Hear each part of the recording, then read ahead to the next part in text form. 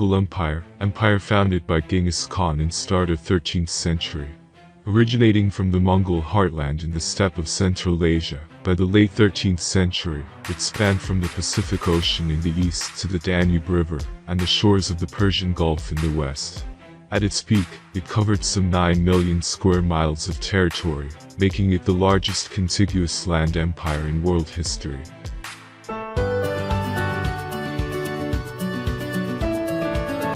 Year 1206, when Temujin, son of Yesigey, was elected Genghis Khan of a federation of tribes on the banks of the Onan River, must be regarded as the beginning of the Mongol Empire.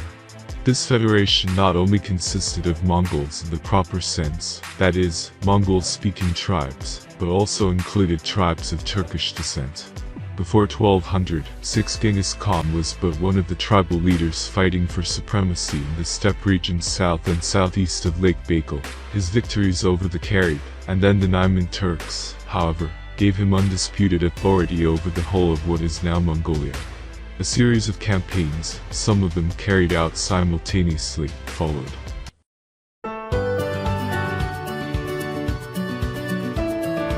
First attack, 1205–1209, was directed against the Tangut Kingdom of Xiexia, a northwestern border state of China, and ended in a declaration of allegiance by the Xiexia king. A subsequent campaign was aimed at North China, which at that time was ruled by the Tungusic Jin dynasty. The fall of Beijing in 1215 marked the loss of all the territory north of the Huanghe, Yellow River, to the Mongols. During the following years, the Jin Empire was reduced to the role of a buffer state between the Mongols in the north and the Chinese Song Empire in the south. Other campaigns were launched against Central Asia. In 1218, the Karakidai state in East Turkestan was absorbed into the empire. The assassination of Muslim subjects of Genghis Khan by the Khw-Rezmians in Otrar led to a war with the Sultanate of Khw-Rezm, Khiva, in West Turkestan, 1219–1225. Bukhara, Samarkand, and the capital Urgench were taken and sacked by Mongol armies, 1220–1221. Advanced troops, after crossing the Caucasus, even penetrated into southern Russia, and raided cities in Crimea. 1223, the once prosperous region of Khw-Rezm, suffered for centuries from the effects of the Mongol invasion, which brought about not only the destruction of the prosperous towns, but also the disintegration of the irrigation system, on which agriculture in those parts depended. A similarly destructive campaign was launched against Xiexia in 1226–1227, because the Xiexia king had refused to assist the Mongols in their expedition against Khw-Rezm. The death of Genghis Khan during that campaign, in 1227, increased the vindictiveness of the Mongols.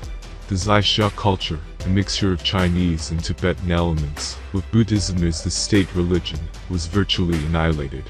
In 1227, the Mongol dominions stretched over the vast regions between the Caspian and China Seas, bordering in the north on the sparsely populated forest belt of Siberia, and in the south on the Pamirs Tibet and the central plains of China. This empire contained a multitude of different peoples, religions, and civilizations, and it is only natural to seek the motivating force behind this unparalleled expansion.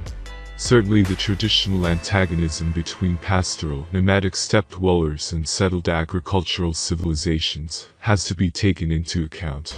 Raids by nomads from the steppe had always occurred from time to time wherever powerful nomadic tribes lived in the proximity of settled populations, but they had not usually taken on the dimensions of a bid for world hegemony or domination, as in the case of Genghis Khan's invasions. The idea of a heavenly mission to rule the world was certainly present in Genghis Khan's own mind and in the minds of many of his successors, but this ideological imperialism had no foundation in nomadic society as such. It was most probably due to influences from China, where the one world, one ruler ideology had a long tradition. The creation of nomad empires in the steppes, and the attempts to extend their rule over the more settled parts of Central Asia, and finally over the whole known world, may also have been influenced by the desire to control the routes of intercontinental land trade. The desire for plunder also cannot be ignored, and it was certainly not by accident that the first attacks by nomad federations were usually directed against those states which benefited from the control of trade routes in Central Asia, such as the famous Silk Road.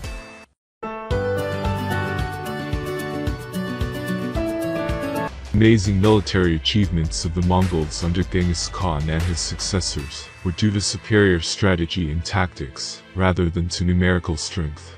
Mongol armies were chiefly composed of cavalry, which afforded them a high degree of mobility and speed. Their movements and maneuvers were directed by signals and a well-organized messenger service. In battle they relied mainly on bows and arrows, and resorted to man-to-man fighting only after having disorganized the enemy's ranks. Mongol armaments and tactics were more suited to open plains and flat countries than to mountainous and wooded regions. For the siege of walled cities, they frequently secured assistance from artisans and engineers of technically advanced conquered peoples, such as Chinese, Persians, and Arabs. Another factor contributing to the overwhelming success of their expeditions was the skillful use of spies and propaganda. Before attacking, they usually asked for voluntary surrender and offered peace. If this was accepted, the population was spared. If, however, resistance had to be overcome, wholesale slaughter or at least enslavement invariably resulted, sparing only those whose special skills or abilities were considered useful. In the case of voluntary surrender, tribesmen or soldiers were often incorporated into the Mongol forces and treated as federates. Personal loyalty of federate rulers to the Mongol Khan played a great role, as normally no formal treaties were concluded. The Mongol armies, therefore, often consisted of only a minority of ethnic Mongols.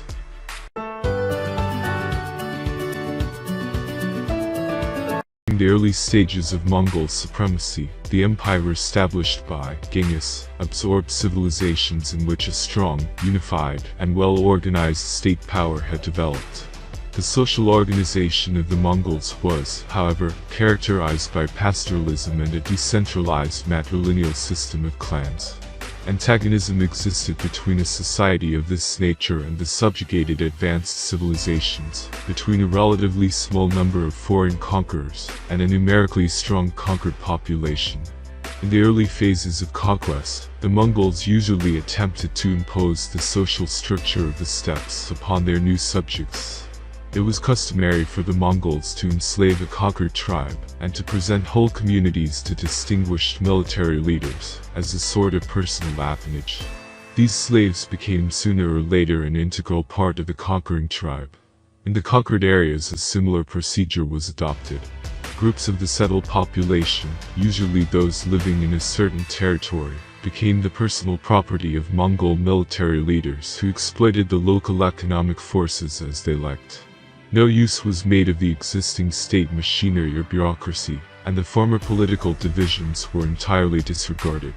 Nor was there any attempt to organize the numerous local Mongol leaders who enjoyed a high degree of independence from the court of the Khans. Ruthless exploitation under strong military pressure was therefore characteristic of the early phase of Mongol domination, which may be said to have lasted until about 1234, some 7 years after Genghis Khan's death. The central power rested with the Khan, who was assisted by military and political counselors. No departmental administration was, however, established during the early stages of Genghis Khan's empire. The highly hierarchical military organization of the Mongols had no political or administrative counterpart. The influence of the counselors, who were appointed by the Khan regardless of their nationality, was nevertheless great. It was a former Jin subject, Dikait Nyelu Chukai, 1190–1244, a man of high talents with an excellent Chinese education, who dissuaded Genghis from converting the whole of North China into pastorland. Other counselors were Uyghurs, and for some time the Uyghur language was as much used in the court chancery as Mongol. The Uyghur script was also adopted for writing Mongol.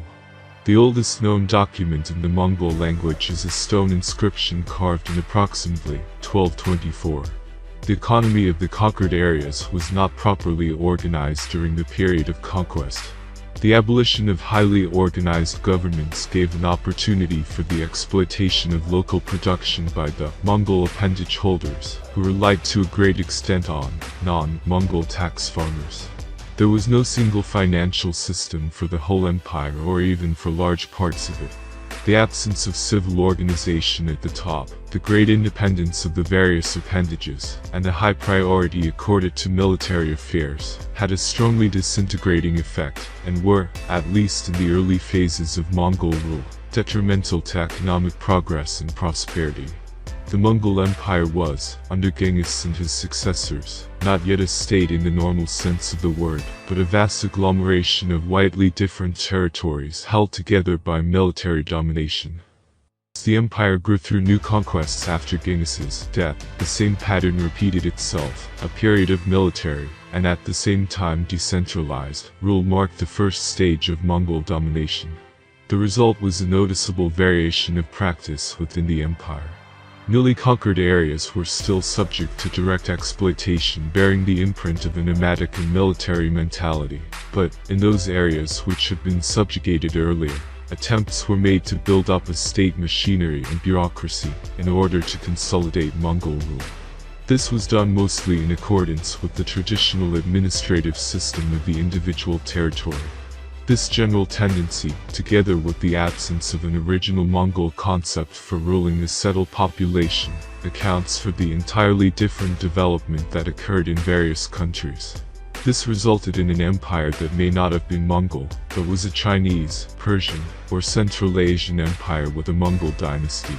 This trend was expressed more in some locations than others, because the absorptive power of the various civilizations differed in intensity.